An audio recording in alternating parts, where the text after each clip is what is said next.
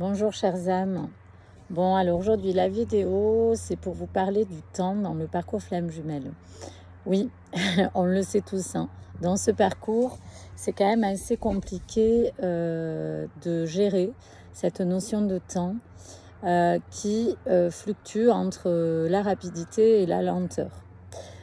On peut, donc si vous avez déjà vécu une rencontre flamme jumelle, vous savez très bien que cette notion de temps comporte complètement des choses différentes, des temps différents. Alors, je vais vous parler déjà de la phase où tout s'accélère, et c'est souvent à la connexion. Quand on commence sa rencontre flamme jumelle, tout à coup, il y a tout qui s'accélère, il y a quelque chose qui nous dépasse. C'est comme si les événements passaient à une vitesse éclair dès la première connexion, hein, par rencontre, parce que, comme je l'ai dit dans une vidéo précédente, on peut très bien avoir rencontré sa flamme jumelle des années auparavant, en tant que collègue, ami ou enfin, connaissance, ou voilà, on peut avoir croisé sa flamme jumelle avant que les âmes se connectent. Les âmes se connectent une fois qu'elles sont prêtes. Donc, à partir du moment où on se connecte avec l'autre, tout à coup, il y a quelque chose le temps est amplifié. Dans tous les cas, on a la sensation que le temps s'accélère, que les émotions sont plus, elles sont très intenses. Tout va très vite. Et en fait, le temps semble se comprimer. Les journées passent comme des minutes. On veut tout savoir sur l'autre, on veut tout partager, on ressent tout en même temps. Souvent, on peut passer des heures à parler. On ne se rend pas compte des conversations qui durent des heures. Moi, je me souviens des conversations au téléphone qui pouvaient durer près de 10 heures. Et on ne voyait pas le temps passer.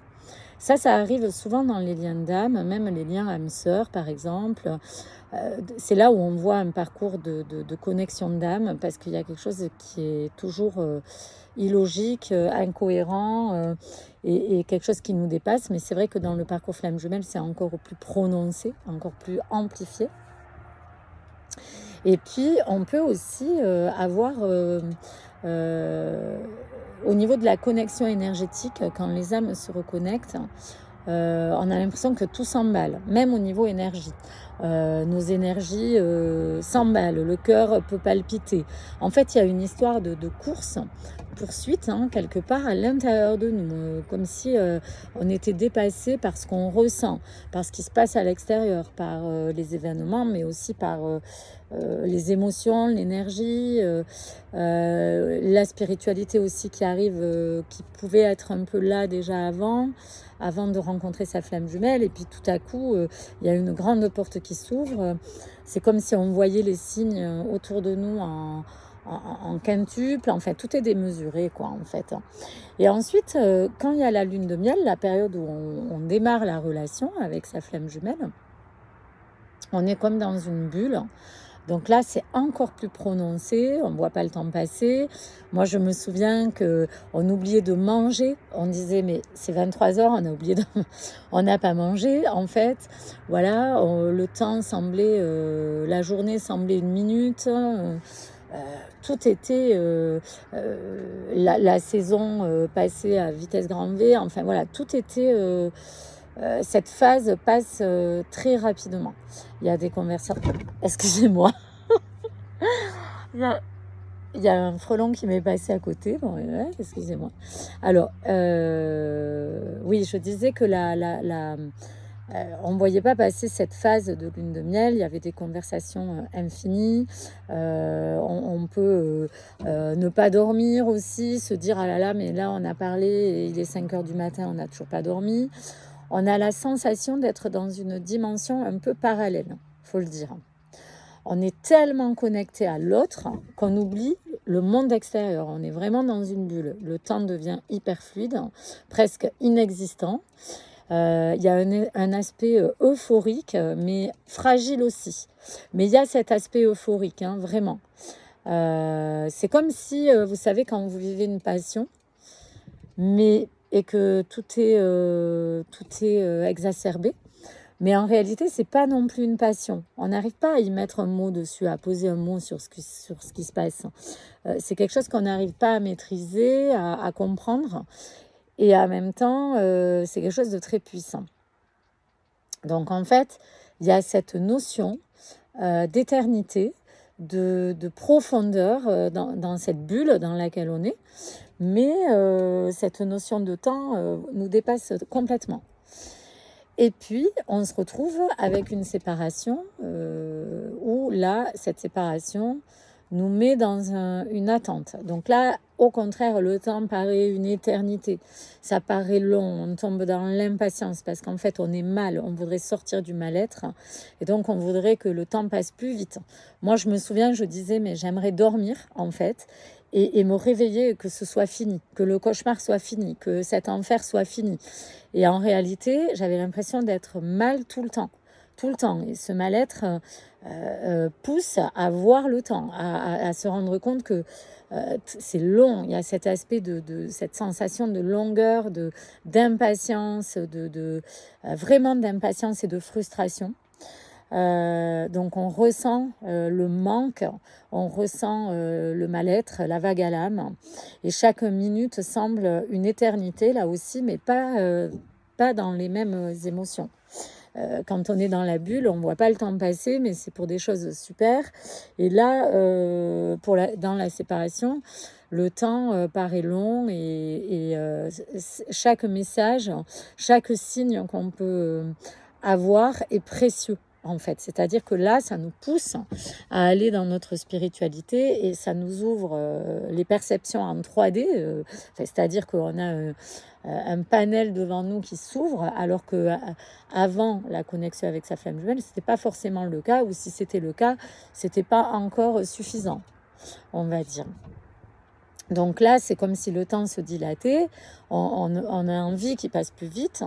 Et souvent, c'est là où les personnes viennent à moi d'ailleurs, parce que, et moi j'ai fait pareil, quand j'étais dans mon temps de séparation, j'essayais de comprendre ce qui se passait, parce que j'étais mal, et le seul truc qui m'apaisait, c'était d'en parler avec des gens qui comprennent dans quoi j'étais. Parce que avant de découvrir qu'on est flamme jumelle, il y a un long moment aussi où on ne sait pas qu'on est là-dedans. Et le parcours, il est constitué de cette manière-là pour pouvoir faire un travail sur soi. Sinon, on ne le ferait pas forcément et on n'irait pas sur cette hypothèse qu'on est peut-être flamme jumelle. Donc en fait, il y a quand même un temps entre le moment où on est séparé et le moment où on découvre qu'on l'est. Souvent, c'est ça. Et donc, il y a cette sensation où on est bloqué. On est bloqué énergétiquement. On a l'impression que le temps est figé, que ça nous crée une pression sur l'âme, sur le cœur, sur le mental. On est dans des obsessions. Tout devient très long. Alors, en plus, quand on est seul ou pas entouré, encore plus. Le temps est encore plus marqué. Et ce que j'ai pu remarquer et observer aussi, c'est que pour les personnes qui sont très impatientes de nature, on les amène vraiment à expérimenter la sensation de temps, de frustration et d'impatience. Vraiment, c'est vraiment là où je vois que ce parcours est bien fichu, même si quand on le vit, c'est pas cool. C'est vrai que c'est pas facile à vivre. Et puis il y a tout un moment où on se demande si c'est vrai ou pas, si on vit ce truc ou pas, si ça existe ou pas. Enfin, il y a tout ce travail de recherche. Mais pour ceux qui sont impatients, il est évident qu'on les amène à vivre des parcours longs et en plus des situations où on n'en voit plus le bout. Voilà, donc il y a cette dualité du temps dans le parcours. C'est un coup trop vite, un coup pas assez vite. Encore une fois, on est amené à travailler l'équilibre. Donc en fait, on nous pousse dans les deux extrêmes pour tout sujet. Mais là, pour l'histoire du temps, je peux vous assurer, et pour l'avoir vécu, et puis je sais que les consultants, je pense que quand ils vont voir la vidéo, ça va leur parler. Parce qu'en fait, vraiment, les phrases qui ressortent, c'est « j'en peux plus d'attendre ». J'en peux plus d'être impatiente, j'arrive pas, je comprends pas ce qui se passe, j'en ai ras le bol. Il y a vraiment, on sent cette sensation de longueur. Et même quand je sors, quand je fais des guidances et que je sors la carte de la patience ou du lâcher-prise, ça agace les personnes qui sont en plein cheminement. Ils me disent, mais là, j'en peux plus d'entendre ça, qu'il faut que je patiente. Tellement c'est souffrant, cette histoire d'impatience. Voilà, donc on passe de trop vite à pas assez vite. Et c'est vrai que le parcours flamme jumelle nous fait revisiter le rapport au temps et c'est un vrai apprentissage. On nous envoie des situations à l'extrême pour être dans le lâcher-prise. Mais vraiment, hein, je parle d'extrême parce que ce parcours, il est vraiment à l'extrême. Voilà, aussi bien dans le beau que dans le moins beau. Donc c'est vrai que c'est pas évident. Donc il y a une notion de résilience, d'acceptation à trouver, de croissance spirituelle. Et donc il y a cette histoire de croissance, on pourrait dire de processus. Hein. C'est plus joli croissance, mais le temps devient un outil de transformation, là aussi. Donc en fait, tout est transformation dans ce parcours. Mais le temps, c'est vrai que on va dire que c'est le point central de ce parcours et que c'est une clé énorme que d'être dans la non-attente. Sauf que une grande partie du parcours, évidemment, on ne peut pas faire autrement que d'attendre parce qu'il est constitué comme ça, ce parcours. Il va nous mettre dans des situations où on est obligé d'attendre. Donc en fait, on va se dire, oui, mais d'accord, on nous dit de ne pas attendre, mais comment on fait? Comment on fait pour ne pas attendre?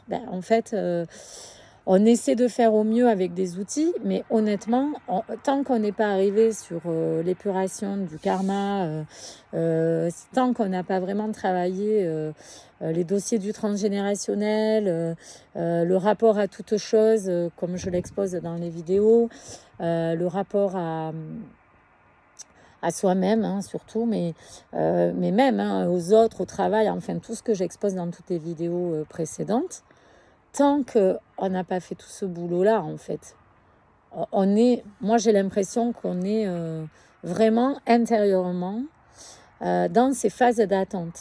Vraiment attendre de l'autre, de sa flamme jumelle, mais aussi attendre des autres, attendre pour déménager, attendre pour avoir un travail, attendre pour avoir de l'argent, attendre pour se réconcilier avec des gens avec qui on est fâché. Mais tout ça, on est dans l'attente.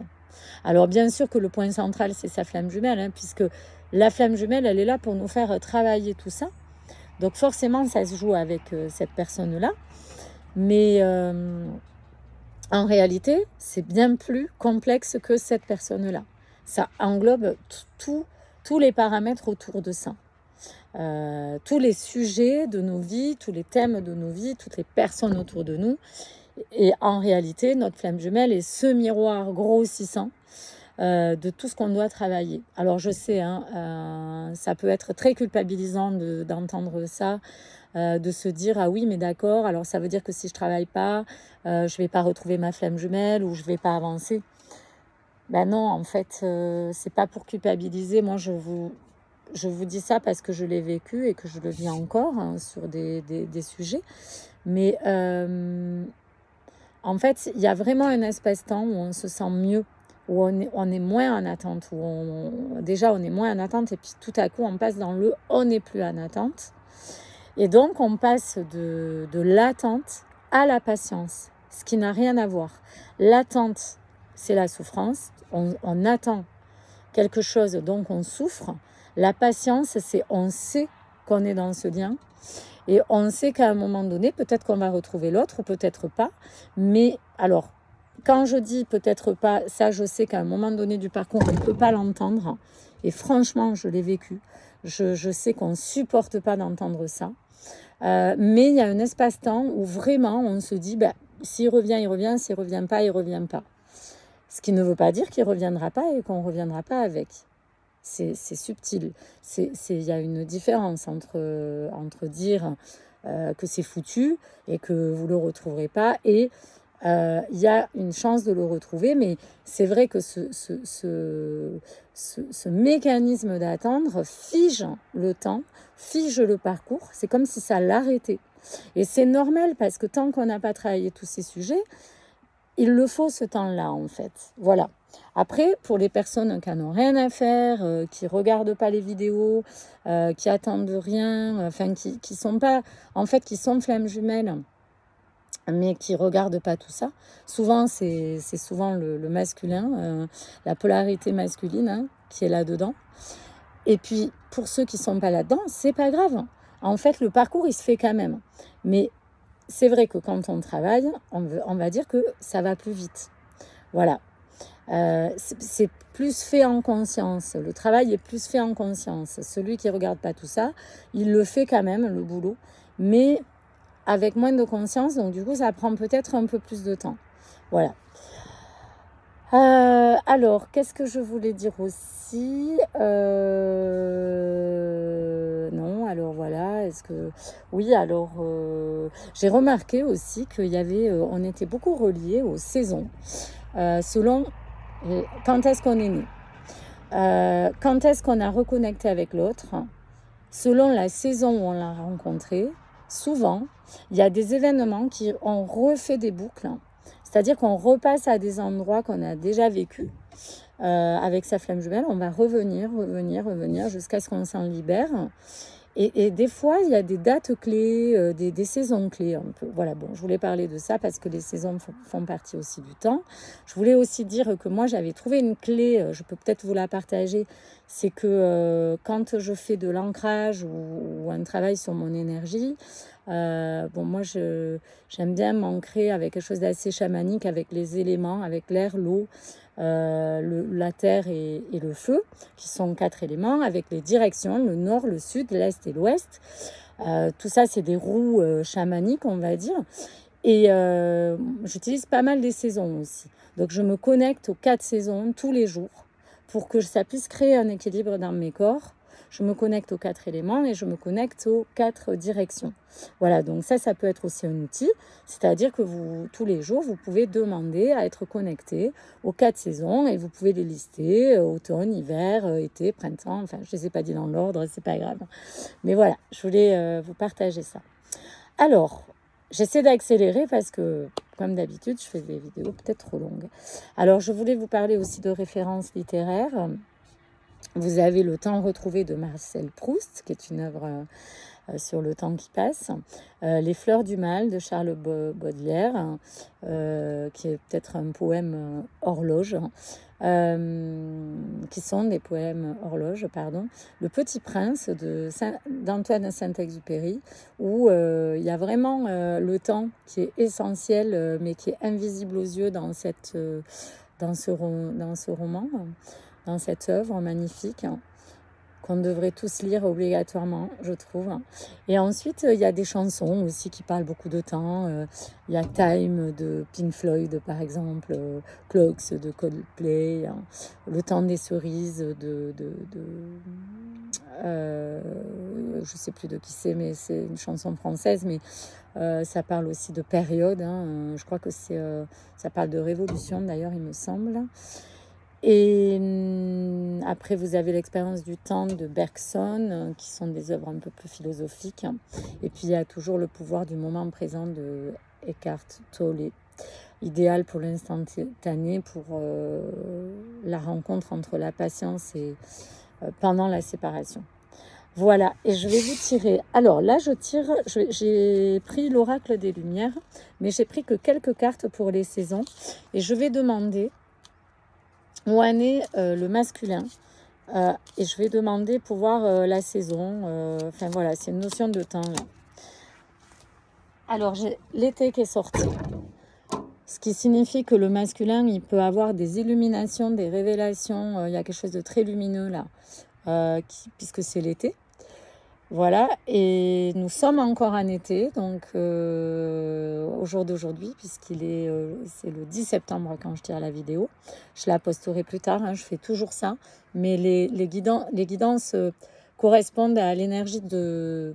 Je demande à chaque fois à ce que les guidances collent avec le moment où je la mets en ligne. Donc en fait, le masculin, là, il a des déclics et c'est là, c'est sur la fin d'été. Alors, je remets dans le paquet et je vois pour la féminine.